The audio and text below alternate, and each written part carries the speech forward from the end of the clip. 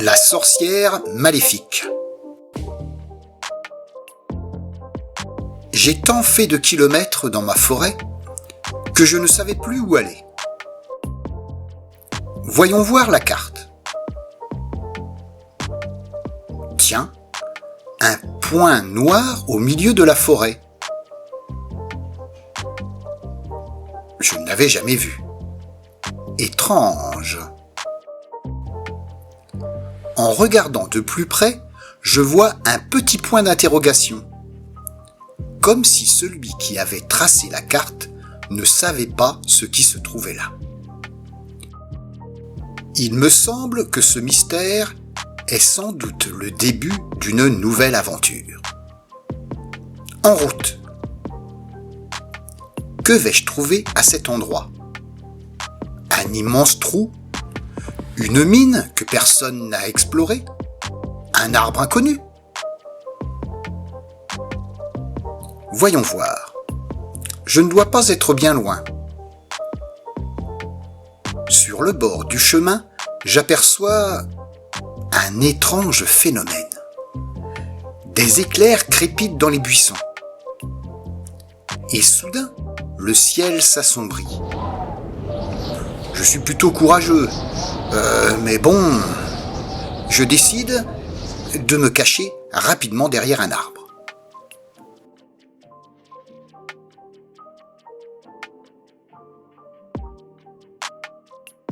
Un étrange personnage s'avance vers les buissons.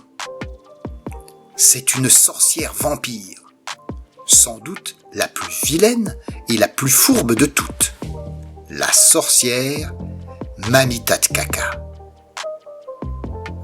Et j'entends son horrible voix hurler dans le vent. « Chour la thune et dis des craques !» Et les buissons s'écartent.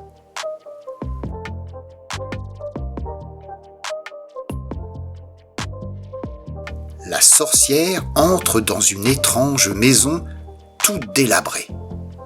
Que fait-elle ? Sans doute des sortilèges magiques. Au bout de plusieurs minutes, elle sort rapidement.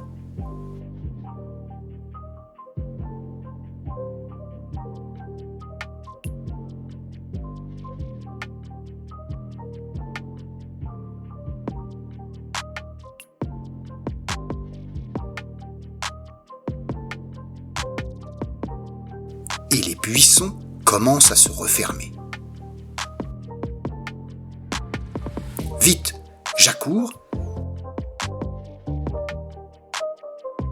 et je pénètre dans ce lieu maléfique.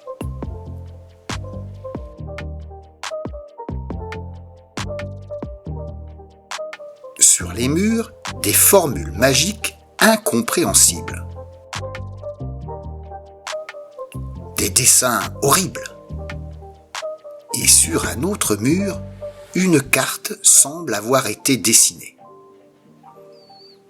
Et si c'était une carte au trésor ? Je la prends en photo. Puis, j'explore la bâtisse. Au fond de la pièce, un autel dédié certainement à la magie noire. Dans une coupe, une branche d'arbre mort. Étrange.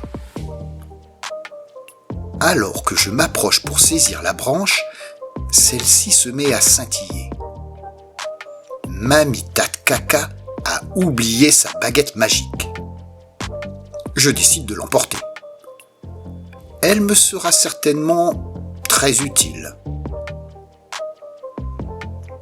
Bien. Il me faut maintenant sortir de là. Mais les buissons se sont refermés. Ils sont pleins d'épines et chargés d'électricité magique. Impossible de s'en approcher. Comment faire pour sortir ? C'est à ce moment que je me souviens de ce qu'a crié la sorcière. Sans doute une formule magique pour écarter les buissons. Tu te souviens de la formule ?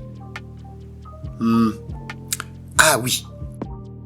Chour la thune et dis des craques. Oui, les buissons s'écartent.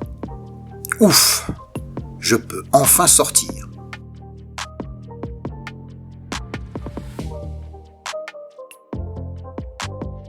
Il est temps d'examiner la carte au trésor. Hélas, je n'ai pas beaucoup d'indications. Je ne sais même pas par où commencer. Seule la sorcière connaît le chemin. Voyons voir. Elle est partie par là. Il y a peut-être des traces. Ça alors, je trouve d'énormes cacas sur le chemin. La sorcière mérite bien son nom. En route, suivons les cacas.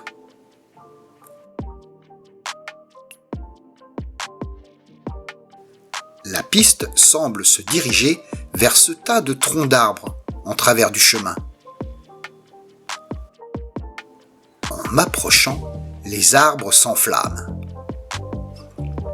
La magie de la sorcière. C'est certainement le début de la piste au trésor. Mais comment passer cet obstacle ? La formule magique « Chour la thune et l'idée craque » ne servira à rien. Mais j'y pense. J'ai dans mon sac quelque chose qui pourra m'aider. Tu sais ce que c'est ? Mais bien sûr, la baguette magique de la sorcière.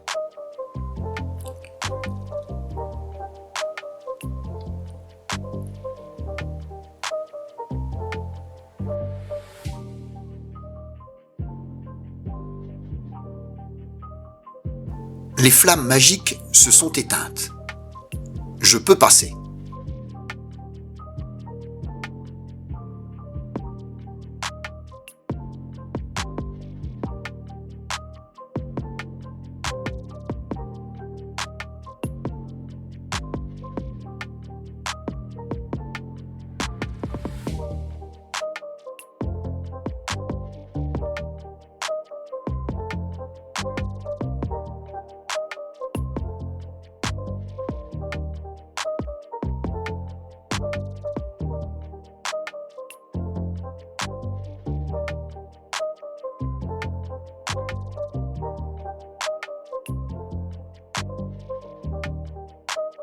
Ouf, j'ai réussi à passer. Je dois maintenant trouver un grand lac. En route.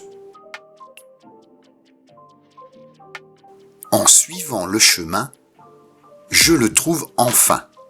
Voici le grand lac.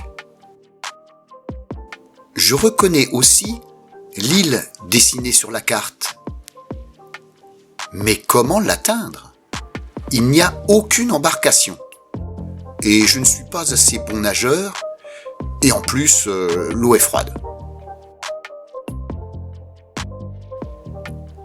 Je sors la carte de la forêt de mon sac. Et je marque l'emplacement du lac. La nuit approche. Il est temps de rentrer. Et c'est la fin de l'histoire. Mais ce n'est pas la fin de l'aventure.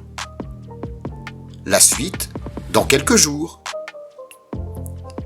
Mais tu peux aussi imaginer cette suite. Comment atteindre l'île ? C'est quoi le trésor ? Que va devenir la sorcière ? Que va faire Papy avec la baguette magique ? En attendant, plein de gros bisous. Mais bien sûr,